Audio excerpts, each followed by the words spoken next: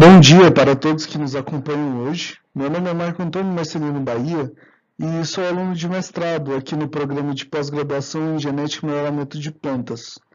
E hoje iremos assistir à apresentação do projeto que estou desenvolvendo, que vem sobre a temática recomendação ótima de cultivares a partir do uso da ambientômica para plantios de arroz em terras altas. O corpo de orientadores conta com o professor Dr. Rafael Tassinari Rezende como orientador. A primeira co-orientadora é a professora doutora Sônia Milagres Teixeira, do Programa de Pós-Graduação em Agronegócio. E o segundo co-orientador é o professor Dr. Carlos Roberto Sete Júnior, do Programa de Pós-Graduação em Agronomia. Agora, um breve sumário do que será apresentado. Começaremos por passar uma visão geral e um curto histórico sobre a rizicultura. Falaremos da distribuição de plantios e de alguns limitadores de produção. Reservamos também um tempo para a apresentação de alguns conceitos básicos sobre a ambientômica ou environmics. Apresentaremos nossos objetivos e nos debruçaremos um pouco sobre a metodologia do nosso projeto, apresentando alguns dados e resultados, e como iremos aplicar os princípios de Environmics.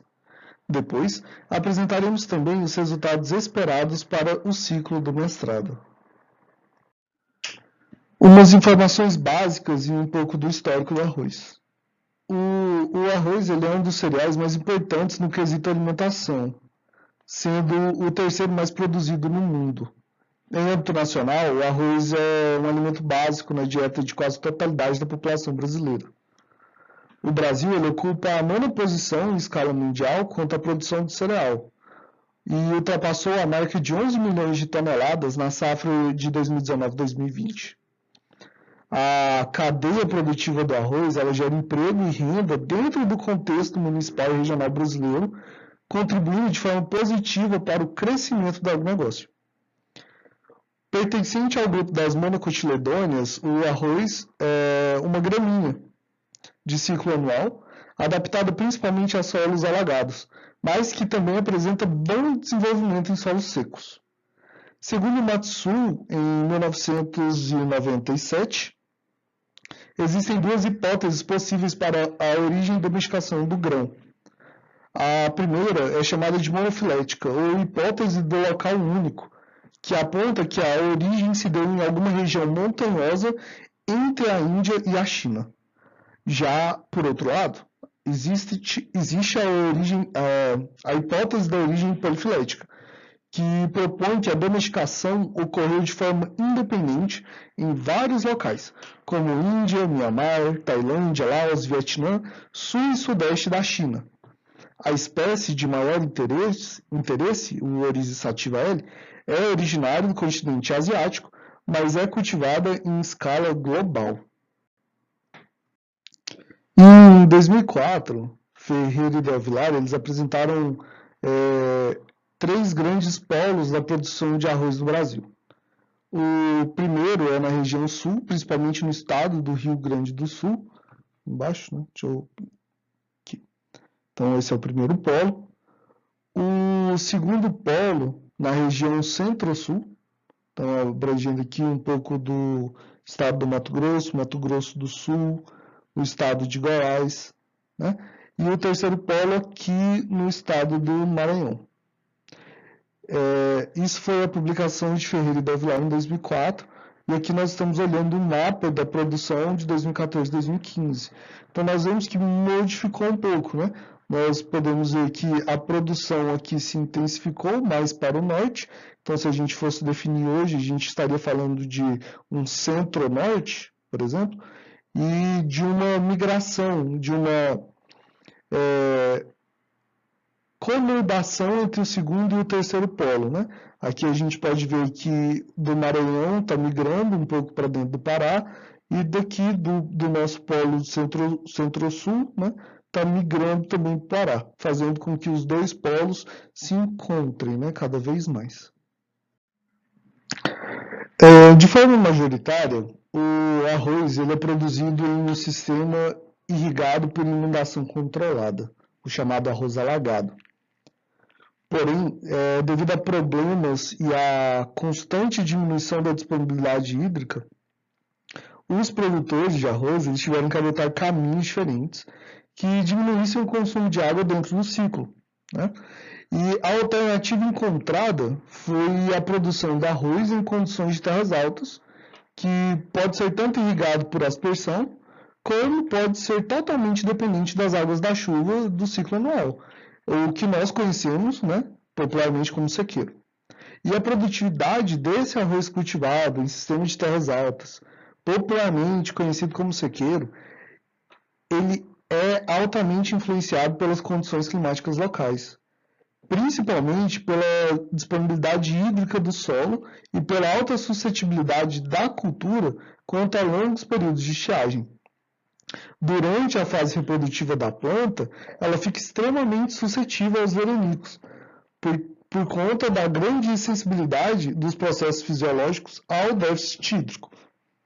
Então, visando o aumento da produção e a disseminação de plantios com alta qualidade pelo território brasileiro, né, visando sempre o aumento da produção e uma melhoria da qualidade, de suma importância a utilização e o desenvolvimento de cultivares que apresentem uma maior tolerância a essa deficiência hídrica, né? E vamos fazer isso combinados com mapas de zoneamento que apresentem um alto grau de detalhamento dos locais, né?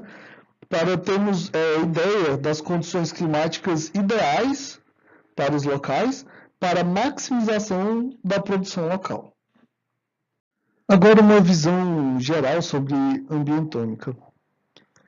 O conceito ambientômica ele já está inserido na literatura há algum tempo, predominantemente dentro das ciências médicas. Como exemplo, podemos dar o trabalho do professor Higgs e seus colaboradores em 2018, relacionando fatores ambientais com o desenvolvimento ou agravamento de quadros de doenças cardiovasculares. A ambientômica se baseia na coleta do máximo de informações possíveis a respeito de caracteres ambientais e no estudo da sobreposição desses fatores e gradientes com o objetivo de modelar o ambiente e correlacionar os fatores ambientais com as informações previamente existentes de genótipo e fenótipo. Então, basicamente, a ambientômica no campo da agricultura busca responder duas questões. Qual conjunto de informações está relacionado com as especificações fenotípicas de interesse? E como utilizar os recursos genéticos para maximizar a produção? Então, para a gente entender como é que se compõe a ambientômica, nós vamos utilizar essa imagem do professor Rafael Tassinari. Dentro de uma área, essa área qualquer aqui, nós vamos extrair alguns marcadores ambientais. Como nós vamos fazer isso, por enquanto não nos interessa, né? Só interessa que a gente vai extrair os marcadores ambientais, quaisquer que eles sejam, e essa extração a gente chama de envirotyping, certo? Os marcadores ambientais, nós vamos chamar de environment markers, e a sobreposição desses marcadores ambientais nós vamos chamar de envirome ou ambientoma, que é todo o conjunto de dados disponíveis, certo? Para determinado ambiente. Se a gente pegar uma folha dessa, esse environment marker, a unidade dele é chamada de envirotype, ou ambiótipo. E a variação desse ambiótipo, desse caractere, né, dentro de um mesmo espaço, o gradiente, é chamado de envirotypic. Para a gente entender melhor o comportamento e essa composição, nós vamos fazer um exercício de comparação entre a ambientômica e a genômica, que é uma ômica mais conhecida. O envirome ele é correspondente ao genoma, ou seja, toda a informação disponível sobre o assunto. Ambientômica corresponde à genômica, ou seja, um estudo sobre o todo. O envirotyping é correspondente ao genotyping, ou genotipagem, ou seja, a obtenção ou determinação das combinações particulares dentro do nosso objeto, do nosso objeto de interesse. O ambiótipo, que é análogo ao genótipo, é o dado estrutural básico. E, por fim, nós temos o envirotypic, que é correspondente ao genotypic. Aqui na descrição do vídeo eu vou deixar o link para minha revisão de literatura apresentada na disciplina de Seminários 1, onde eu me debruço um pouco mais sobre os conceitos básicos de Environmics. Se alguém tiver interesse de dar uma olhada, pode ficar à vontade, está disponível para todos, né? Sobre os objetivos do nosso trabalho. O objetivo geral é realizar a recomendação ótima de cultivares de arroz a partir de fatores ambientais. Os objetivos específicos podemos citar a verificação da produtividade e aptidão da cultura em diferentes altitudes, climas e solos, e a elaboração de cartas para constatar a aptidão da área com os cultivares costumeiramente plantados na região, usando como parâmetro principal a produtividade média por local de ensaio. Sobre nossos dados. Os dados utilizados nesse trabalho foram gentilmente cedidos pelo Embrapa Arroz e Feijão. Especialmente, eu gostaria de fazer um agradecimento aqui ao Dr. Flávio Brezeghello pela confiança e colaboração. Os dados a serem trabalhados são exclusivos para arroz de terras altas e os experimentos estão distribuídos em 187 municípios em 21 estados, mais Distrito Federal. Temos 2.119 genótipos diferentes e 1.593 experimentos. Todos os experimentos foram conduzidos em propriedades assistidas pela Embrapa e, entre outros dados, foram extraídos dados de produtividade média, genótipo e localização. Essa figura é bem ilustrativa e vem trazendo para a gente os meios de se obter informação. Aqui temos um experimento de melhoramento aplicado em uma área qualquer e temos que obter os marcadores ambientais. Então, como vamos fazer isso? Podemos obter várias fontes de informações ambientais independente do meio, seja por satélite, drone, estações meteorológicas ou mesmo em campo, através de questionários com o produtor, coleta de dados, etc. Dados como temperatura, precipitação, probabilidade de geada, velocidade dos ventos, direção dos ventos, umidade do ar, altitude, tipo de solo, entre outros. Toda informação que nós pudermos recolher para caracterizar o ambiente e for acessível para estudo, pode entrar na modelagem. Toda informação obtida é delimitada pela unidade padrão das imagens digitais, ou seja, o pixel. Sobre o pixel, vamos falar mais um pouquinho. Os dados dos experimentos fornecidos pela Embrapa foram georreferenciados usando como ponto de amarração o centroide do município onde o experimento está alocado. Considerando que existe uma distância existente entre o município de origem e onde o experimento está alocado, precisaríamos então definir o tamanho do pixel que iríamos utilizar, porque a coleta de dados a partir das informações de repositórios eletrônicos podia ficar meio desbalanceada, né? Para a gente aqui no estado de Goiás talvez não faça tanto sentido, porque nossos municípios são relativamente pequenos, mas se a gente pensar em Altamira do Pará, por exemplo, que é um dos maiores municípios brasileiros, já dá uma diferença bem grande, né? Entre o centroide do município, é uma distância grande entre o centroide do município e o local onde está sendo conduzido o experimento. Então, nós precisaríamos então decidir qual tamanho de pixel ficaria ideal, né? Então, aqui nessa imagem, cedida pelo professor Gustavo Marcati, da Universidade Federal de São João del Rei, podemos ver na prática a diferença entre uma imagem formada por pixels de 50 km de lado e pixels de 1 km de lado.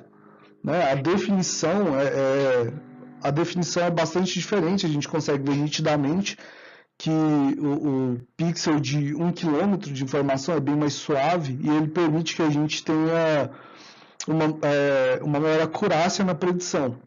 Porém, 1 km de lado não é viável para a gente, tanto computacional ou operacionalmente, como não é compatível com os dados do experimento. Então, nós optamos por achar um meio termo, né? E vamos seguir trabalhando com pixels de 10 km de lado. Sobre a construção do ambientoma, nós vamos pegar os gradientes de informação ambiental obtido. Aqui são representados aqui como essas folhas. Aqui nós temos 100 atributos diferentes, ou seja, 100 folhas. E vamos fazer uma sobreposição deles. Então, se a gente olhar esse primeiro atributo assim de cima, nós vamos chegar aqui, né? Latitude e longitude. Cada pontinho preto desse é um experimento de melhoramento sendo conduzido. Em cada ponto desse, nós temos, além de suas coordenadas geográficas, temos informações genotípicas, fenotípicas e ambientais. Para o resto da região, apenas informações ambientais. E isso se repete tanto para o atributo 2 até o atributo 100. Estando em posse do ambientoma, podemos começar a fazer a modelagem do nosso trabalho. Tal modelagem envolve a criação de índices ambientais, a partir de equações lineares, que têm por finalidade agrupar os efeitos ambientais, os efeitos das variáveis ambientais sobre os nossos experimentos. E esses índices ambientais vão compor a matriz a seguir. No nosso exemplo, nós temos 100 fatores ambientais. Então, vamos começar sorteando um número J, né? Aqui, por exemplo, sorteamos 52. Então, o número J ele tem que ser um número inteiro entre 1 e 100, nesse primeiro momento, né? E aí escolhemos, foi sorteado o número 52. J, então, vai deixar de ser um número inteiro e assumir um papel de um vetor com 52 elementos. Os elementos desse vetor são completamente aleatórios dentro dos fatores ambientais, né? Pode começar no fator 3, aí depois ir para o fator 6, fator 9, independente, é um sorteio, uma técnica de sorteio. O dado, a interação de env1 com o pixel 1, ela é um dado obtido através de uma função utilizando todos os 52 elementos que estão armazenados em J. E vai ser assim do pixel 1 até o pixel 100.000, todos para env1. Né?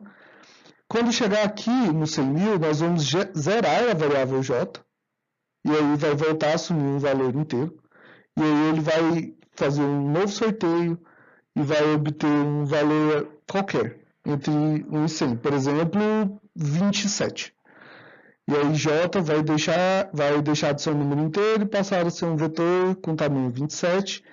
Aí dentro desse vetor de tamanho 27 vão ser sorteados 27 novos elementos em qualquer ordem que eles forem sorteados. E a partir disso iremos calcular env2, a interação entre o env2 e o pixel 1. E vamos fazer isso mais 100.000 vezes. Quando terminarmos de fazer todas essas interações 10.000 vezes, nós vamos ter essa matriz de interação. E aí, como essa matriz é muito grande, nós vamos fazer uma análise de componentes principais, um PCA. E vamos reduzir bastante o número de colunas nessa matriz, né? Então, o nosso objetivo dessa obtenção de toda essa massa de números e interações é poder aferir a qualidade do ambiente em diferentes amostras. E também gerar uma variabilidade dentro da própria amostra para poder predizer com confiança qual que seria o melhor genótipo para um pixel que não foi plantado. Então, as informações para os pixels plantados, nós vamos usar como testemunhas, né? Como balizadores do nosso modelo. E queremos extrapolar, nosso objetivo é extrapolar, né, para os pixels não plantados. Dentro dos nossos resultados esperados, eu gostaria apenas de apresentar uma imagem que é bem explicativa, que foi elaborada pelo professor Tassinari, onde aqui em B, né, nessa figura B, nós vemos a recomendação genotípica para diferentes áreas. Né? Nós podemos ver que nós temos 3 zonas, essa zona rosa, essa zona mostarda e essa última zona aqui que temos verde, salmão e azul. Né? E essa zona, essa terceira zona, ela tem 3 fenótipos diferentes. Né? Não fica restrito um genótipo por zona, não. Né? E aqui nós sabemos que nós não temos experimentos em todos esses locais, nós temos experimentos pontuais. Né? E aqui em C, nós vemos a produtividade da área. Né? Vemos que aqui no canto direito, isso, no canto direito onde está tudo vermelho, temos uma baixa produtividade, né? É uma baixa expectativa. Porém, nós temos a certeza que vai ser a maior expectativa que nós vamos ter se plantar o genótipo recomendado. Sabemos que se nós plantarmos outro genótipo nessa área vermelha aqui, que é correspondente a essa terceira zona, outros genótipos diferentes dos que foram recomendados, nós vamos ter resultados piores. Ou seja, nós estamos tentando maximizar, né, nossa produção a partir desses dados ambientais, aliados com uma recomendação genotípica correta. Aqui nos nossos agradecimentos, eu gostaria de agradecer primeiramente ao Programa de Genética e Melhoramento de Plantas da UFG, agradecer também a CAPES e a FAPEG, agradecer a Embrapa, aqui representada pelo Dr. Flávio Brazeguel, e ao professor Gustavo Marcati. E é isso, pessoal. Eu gostaria de agradecer a todos que ficaram comigo até o final dessa apresentação e nos encontramos no dia 20. Até lá.